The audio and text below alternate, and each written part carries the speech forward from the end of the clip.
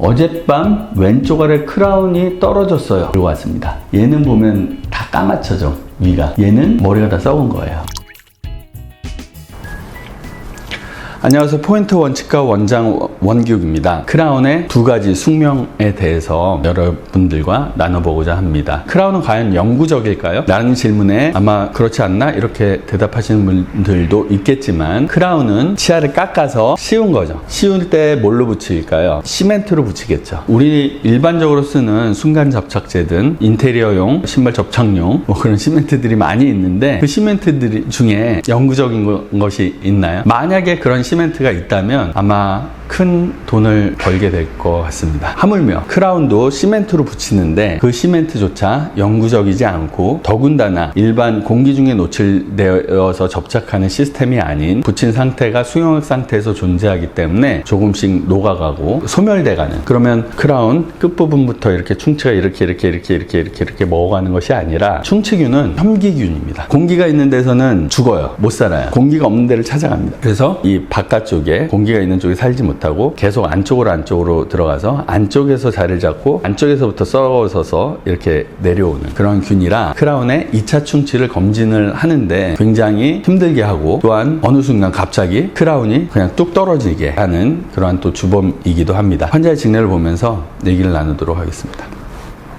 크라운의 두 가지 숙명에 대해서 여러분들에게 나눠보려고 하는데요. 이분은 치료가 완전히 끝난 분은 아니고, 이분이 8월 말에 어젯밤 왼쪽 아래 크라운이 떨어졌어요. 들고 왔습니다. 크라운이 떨어졌다 그러면은 대부분은 원래 자기 깎아놓은 치아는 그대로 있고 이렇게 빠지는 게 아니라 뭔가 썩어서 떨어졌든 아니면은 부러졌든 그런 경우를 훨씬 더 많이 봅니다. 봤더니 여기 두 개 크라운이 없어졌어요. 두 개가 붙어있는 크라운이었어요. 그래서 어쩔 수 없이 앞에 것도 뜯을 수밖에 없었어. 근데 앞에 건 뜯어보니 다행히 괜찮아요. 여기 조금 썩었을 수도 있겠네요. 지금 여기 보니까 얘는 보면 다 까맣죠, 위가. 얘는 머리가 다 썩은 거예요. 근데 문제는 뿌리 끝에 염증이 있어서 이럴 때 고민됩니다. 뿌리 끝에 염증이 있으니까 재신경 치료 해야 됩니다. 그러면 그냥 당연히 하는 치료구나 뭐 이렇게 생각하시고 받으시는 분들이 대부분이시긴 한데, 이 재료를 삭제하기 위해서는 전동 파일로 하다가는 또 파일이 부러져서 파일이 안에 박혀서 더 신경 치료를 불가능하게 하고 발치로 갈 수 있게 할 수도 있기 때문에, 핸드 파일, 손기구로 힘을 꽉 주면서 이렇게 들어가서 제거를 해야 돼요. 그래서 오늘도 좀 하다가 여기 막 물집이 잡힐 것 같은데 아픕니다, 굉장히. 그래서 여기 관절염도 있어야죠. 어렵습니다. 그래서 이런 거 보면 내가 한 것도 아닌데 아프지도 않고 그런데 그냥 할까 이런 생각이 있는데, 제가 성격이 좀 이상해서 조금이라도 이상하면 그냥 약간은 넘길 수가 없어서 재신경 치료를 설명을 드리고, 당연하지 마 이렇게 생각하고 댓글 다시는 분도 있겠지만 재신경 치료를 내가 하기로 결정을 했고, 얘는 머리 부분도 너무 없고 보면은 여기까지 이렇게 썩은 겁니다. 뼈가 여기 있는데 되게 고민 많이 합니다. 저희 쉽게 발치하지 않기 때문에 잇몸을 내려서 치건학전술을 해서 살려드릴까 이 설명 굉장히 많이 해요. 근데 결국은 내리면 뿌리가 갈라지는 분이 여기이기 때문에 잇몸 질환에도 취약하고, 그래서 결국은 얘는 발치하고 임플란트, 얘는 다시 크라운 이렇게 결정을 내려서, 그래서 얘는 신경치료 했는데 이거 하늘이 무너지는 것 같아요. 이거 뭐죠?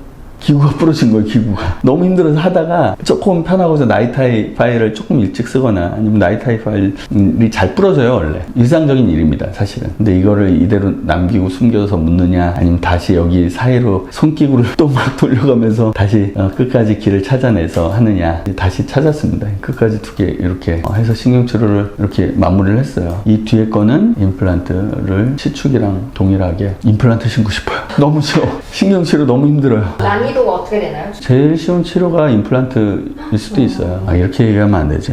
임플란트도 여러 가지 조건이 있잖아요. 보면 뼈가 굉장히 좋으신 분이에요. 신경관이랑 거리도 굉장히 넓고 뼈 자체 폭도 굉장히 두꺼워요. 이런 분들은 그냥 진짜 나무에 나사 박듯이 심을 수 있는 분들이지만, 오늘 심은 여기에 신경관이 있는데 신경관까지의 거리가 한 8mm 정도밖에 안 됩니다. 잘못하다가 여기 손상시키면 감각 이상 옵니다. 그래서 이런 분들은 굉장히 어렵죠. 7mm짜리를 심었습니다. 무서워서. 없어서 제가 드릴링을 여기까지 한 거예요. 임플란트 좀 덜 들어간 겁니다. 임플란트 이 끝쪽이 커가지고 이런 경우가 왕왕 있어요. 근데 보면은 1mm 정도밖에 안 돼 있죠. 그리고 좀 더 갔으면 손상이 입을 수 있죠. 그래서 이런 경우는 굉장히 집중력이 요하고 어렵고 위험하고, 물론 뭐 안 위험하다라고 하는 치과 의사분들도 많이 계시겠죠. 저는 뭐 하나하나 조심스럽게 하는 편이라서 뼈 이식을 하는 경우는 더 어렵고, 뼈 이식이 어렵지 임플란트가 어렵지 않습니다. 뼈 이식은 없는 뼈를 쌓고 그 뼈를 잘 유지하기 위해서 여러 가지 멤브레인이든지 뭐 이런 것들을 하고, 블리딩이 막 나는 환경 하에 끝에 어금니 쪽이 잘 보이지도 않는 곳에 작은 칼로 이렇게 째가면서 한다는 그 자체가 굉장히 고도의 집중력과 손의 섬세함이 필요한 작업들이라 그런 것들이 어렵지, 임플란트는 뭐 핸드피스가 다 있어서 핸드피스 대고 이렇게 하면 되는 건데 그런 것들은 크게 어렵지 않습니다. 아무튼 오늘 크라운의 두 가지 숙명, 둘 중에 하나입니다. 썩어서 그냥 툭 떨어져서 발치로 가는 경우 한 가지, 그 다음에 뜯어봐서 충치가 있든 뿌리 끝에 염증이 있든 다시 재치료를 하고 다시 씌워서 또 10년 15년을 또 쓰는 두 가지 중에 하나의 길을 갑니다. 아, 나 20년 썼는데 30년 썼는데 다행으로 여기셔야지 자랑거리가 절대 아닙니다. 그러다가 다음날 떨어져서 오실 수도 있는 건데, 왜냐? 치과 의사가 알 수 없어요. 안에 썩은 거를. 이쪽 부분에 기구가 뭔가 이제 썩어서 들어가기 시작한다 그러면 다 썩은 겁니다. 그래서 절대 자신하면 안 된다. 치과 의사의 능력도 있고 환자의 관리도도 있고 여러 가지가 복합적으로 크라운의 수명을 좌우하기 때문에 딱 얼마다 이렇게 말씀드릴 수 없는 거죠. 하지만 그냥 평균적으로 누가 했던 간에 15년 정도 썼으면 한번 뜯어볼만 되지 않았나. 어떻게 보면 장사꾼 같이 들리실 수도 있겠지만 우리 한 달에 핸드폰비 얼마 내나요? 5만원, 뭐 적어도 3만원 내는데 크라운 비용 뭐 50만원이라고 치면 그거 10년으로 나눠보시면 한 달에 얼마씩 내는 거예요. 그렇게 생각하시면 더 좋지 않을까 생각됩니다.